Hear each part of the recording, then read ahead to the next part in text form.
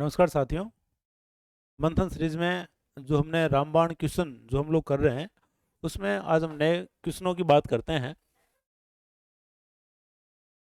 इसमें आप देखो कि इसमें राजस्थान का पहला क्राफ्ट बाजार है ना। तो इसमें आप देखो कि राजस्थान का पहला जो क्राफ्ट बाजार है इसको यदि हम देखें तो इसका आयोजन हुआ आपके 2 अक्टूबर 2022 को। ये पूछा जा सकता है आपसे। फिर आयोजन हुआ कहाँ, हम देखते हैं कि अलवर में इसका आयोजन हुआ और अलवर के शिल्पांगन के अंदर। ठीक है, अलवर के शिल्पांगन में हम लोग देखते हैं कि इसका आयोजन किया गया। और इसका जो आयोजन है किया किसने, तो आप देखेंगे रूडा। रूडा जो है, रूडा इसका आयोजन कर रहा है ना। रूडा की जब हम बात करें तो इसकी आप देखेंगे जो स्थापना है, स्थापना होती है 1995 के अंदर। और इसका जो कार्य है वो क्या है कि राजस्थान के अंदर गैर कृषि जो कार्य हैं या जो शिल्प हैं उनको बढ़ावा देना रूडा का कार्य है ये। ठीक है, तो पहला क्राफ्ट बाजार जो है अलवर के शिल्पांगन में आयोजित हुआ 2 अक्टूबर 2022 को हुआ। और आयोजन जो है वो किया गया रूडा के द्वारा, ये आपसे पूछा जा सकता है। फिर आप देखो कि ये जो क्राफ्ट बाजार था इसमें हम देखते हैं कि राजस्थान, क्या केवल राजस्थान के लोगों ने पार्टिसिपेट किया है? हाँ, राजस्थान के लोगों ने किया है। और प्लस हम देखते हैं कि जो अदर स्टेट है ना, अदर स्टेट के जो लोग हैं, अदर स्टेट के लोगों ने भी यहाँ पार्टिसिपेट किया है। तो आपसे पूछा जा सकता है कि जो क्राफ्ट बाजार है, क्राफ्ट बाजार का आयोजन जो है, आयोजन कब किया गया, कहाँ किया गया और किसके द्वारा किया गया है। तो ये चीज़ें आप लोग ध्यान रखना, क्योंकि पहली जो चीज़ होती है वो हमेशा इंपॉर्टेंट होती है। ठीक है, फिर आप देखो कि इसमें यदि अपन बात करें पीएम वाणी योजना है ना, पीएम वाणी योजना की बात करें तो आप देखो कि पहली बात तो ये है कि इसका जो पूरा नाम है, इसका पूरा नाम आपसे पूछा जा सकता है। ठीक है, तो इस पीएम का मतलब तो अपन जानते हैं सारे के सारे। पीएम का मतलब हो गया प्राइम मिनिस्टर, प्राइम मिनिस्टर, ये हम सारे जानते हैं। फिर अब आप देखो कि वाणी जो है, वाणी का मतलब क्या रहेगा। ठीक है, तो वाणी का जो मतलब है वो रहेगा आपके वाईफाई एक्सेस, वाईफाई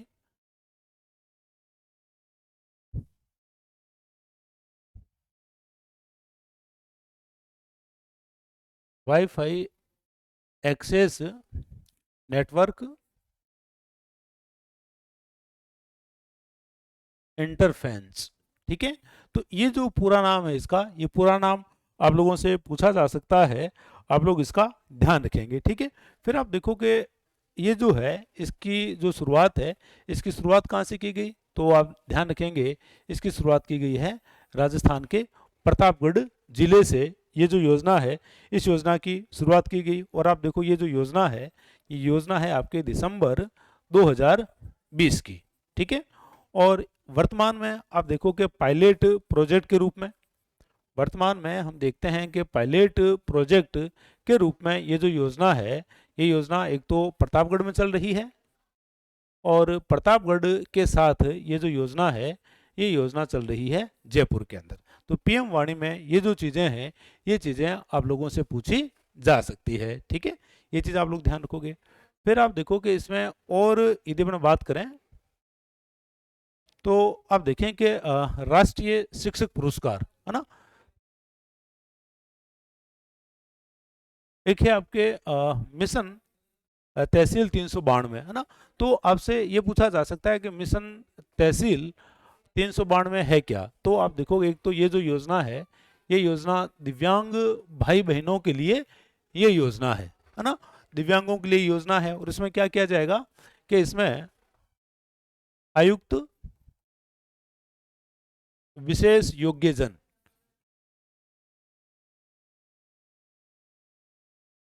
आयुक्त विशेष योग्यजन जो है ना, कमिश्नर खुद क्या करेंगे, जो दिव्यांग साथी है, दिव्यांग साथियों के, दिव्यांग भाई बहनों के घर जाएंगे। ठीक है, और घर जाकर के जन सुनवाई करेंगे और जन सुनवाई करके वहीं हम देखते हैं कि जो उनकी प्रॉब्लम है उनका निपटान करेंगे।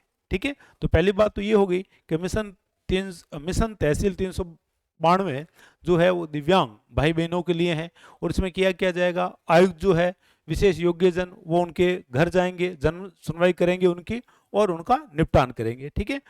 अब अगली बात, ये जो योजना है, ये योजना शुरू कहाँ से की गई है, तो ये योजना हमारी बीकानेर जो जिला है ना, ये हमारे बीकानेर जिले की नोखा जो तहसील है, नोखा तहसील से ये जो योजना है, इस योजना को शुरू किया गया है। कब शुरू किया गया, तो हम देखते हैं 27 सितंबर को, 27 सितंबर 2022 को।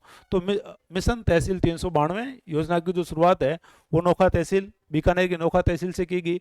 दूसरी बात इसमें क्या होगा, आयुक्त विशेष योग्य जन जो हैं वो घर जाएंगे, दिव्यांग साथियों के जन सुनवाई करेंगे और निपटान करेंगे उनकी जो प्रॉब्लम है उनका, ठीक है। फिर दूसरी बात, ये योजना है, ये 27 सितंबर 2022 को ये योजना शुरू हुई। कहाँ से, नोखा से, नोखा बीकानेर में है भाई, ठीक है। फिर आप देखें कि राजस्थान एक्सपोर्ट प्रमोशन काउंसिल, ये अभी ये काउंसिल बनी है, और आप देखें कि इसका जो उद्देश्य है, इसका उद्देश्य क्या है, इसका उद्देश्य है राजस्थान से निर्यात को बढ़ाना, है ना, निर्यात की जो वस्तुएं हैं, निर्यात की वस्तुओं को बढ़ाना, ठीक है। निर्यात जो है, निर्यात में जो आय है, आय को बढ़ाना, ठीक है, ये सारा इसका उद्देश्य है। तो अभी इसका गठन हुआ है राजस्थान एक्सपोर्ट प्रमोशन काउंसिल, और आप देखो इसके जो अध्यक्ष हैं वो आप लोगों को ध्यान रखना है, क्योंकि अभी हाल ही का लेटेस्ट है तो पूछा जा सकता है, राजीव अरोड़ा। राजीव अरोड़ा इसके अध्यक्ष हैं राजस्थान एक्सपोर्ट प्रमोशन काउंसिल के। फिर आप देखें राष्ट्रीय शिक्षक पुरस्कार, तो राष्ट्रीय शिक्षक पुरस्कार जो हैं ये राष्ट्रपति के द्वारा दिए गए, राष्ट्रपति के द्वारा ये दिए गए। कब दिए गए, 5 सितंबर को दिए गए, शिक्षक दिवस के दिन 5 सितंबर 2022 को दिए गए। और आप देखो कि इसमें हम देखते हैं कि राजस्थान के 2 शिक्षकों को ये अवार्ड मिला है, ठीक है। इसमें एक है दुर्गाराम मुवाल और एक है सुनीता गुलाटी। तो ये नाम आप लोगों को ध्यान रखना है भाई। आपसे पूछा जाएगा राष्ट्रीय शिक्षक पुरस्कार राजस्थान के कितने शिक्षकों को मिला, 2 शिक्षकों को मिला है। एक इसमें दुर्गाराम मुवाल है, और दुर्गाराम मुवाल का संबंध है उदयपुर से, उदयपुर से इनका संबंध है। और आप देखो कि उदयपुर में जो बालक हैं, बच्चे जो हैं स्कूल के, उनको बाल श्रम से मुक्त करने में इनका योगदान रहा है ना। बच्चों की जो तस्करी वगैरह होती है उसको रोकने में इन्होंने मदद की है ना। तो दुर्गाराम मुवाल जो है इनका संबंध उदयपुर से, और ये इनका कार्य, इसके कारण इनको राष्ट्रीय शिक्षक पुरस्कार दिया गया। और किसे मिला है, और हम देखते हैं कि सुनीता गुलाटी को मिला है। और आप देखो कि ये बहुत ही गौरव की बात है कि सुनीता गुलाटी का जो संबंध है ये बीकानेर से है ये, ठीक है।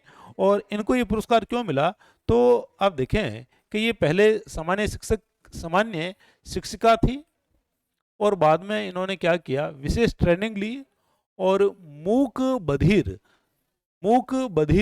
जो बालक हैं उनके लिए इन्होंने कार्य किया है, ठीक है। तो इसके लिए उन्हें ये पुरस्कार दिया गया है। तो आपको ध्यान रखना है, राष्ट्रीय शिक्षक पुरस्कार 2 लोगों को मिला है, दुर्गा राम मुवाल और सुनीता गुलाटी को। इनका संबंध उदयपुर से और इनका संबंध बीकानेर से है भाई। फिर आप देखें कि नागरिक प्रशिक्षण संस्थान, नागरिक प्रशिक्षण संस्थान की जब बात करें तो इसकी जो घोषणा है वो हुई थी बजट 2022-23 के अंदर। बजट 2022-23 के अंदर नागरिक प्रशिक्षण संस्थान की घोषणा हुई, और ये बनाया गया है दौलतपुरा के अंदर।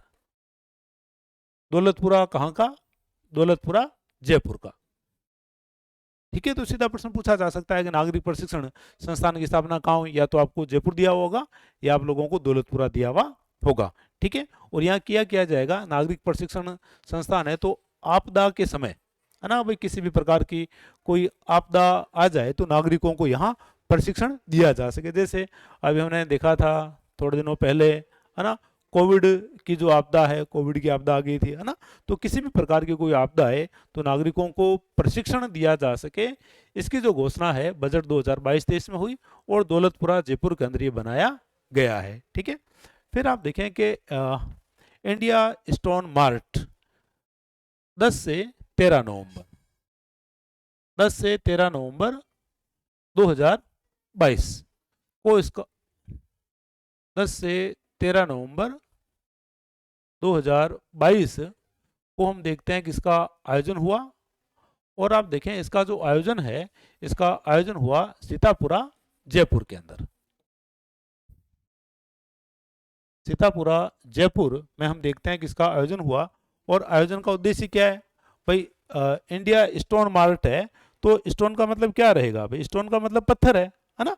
तो जो हमारी स्टोन जो इंडस्ट्री है या हमारा जो पत्थर उद्योग है, तो पत्थर उद्योग को बढ़ावा देने के लिए इसका आयोजन हुआ है। और आप देखो कि राजस्थान में यदि हम बात करें तो हम जानते हैं मार्बल है, ठीक है, मार्बल के अलावा ग्रेनाइट है ना?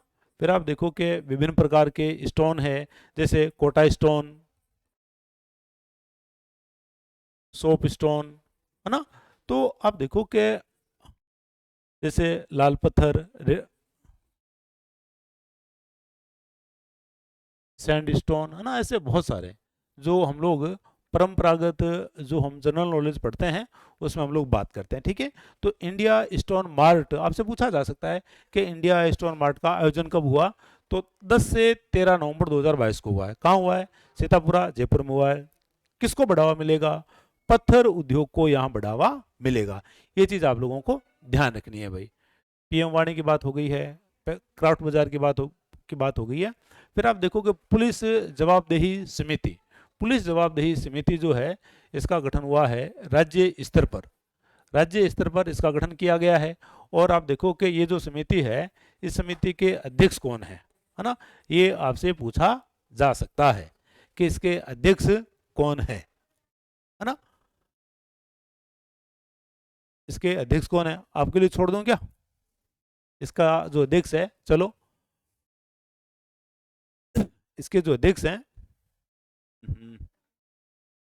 इसके जो अध्यक्ष हैं, अध्यक्ष के बारे में क्या है आप लोग मुझे बता दीजिएगा कमेंट करके कि भाई इसके जो अध्यक्ष हैं, इसके अध्यक्ष कौन है। एक तो अध्यक्ष का ध्यान रख लेना, और एक जो सचिव है, एक आप लोग सचिव जो है वो ध्यान रख लेना, ठीक है। ये 2 पर्सन आप लोगों के लिए, जो भी गंभीर विद्यार्थी हैं, है ना।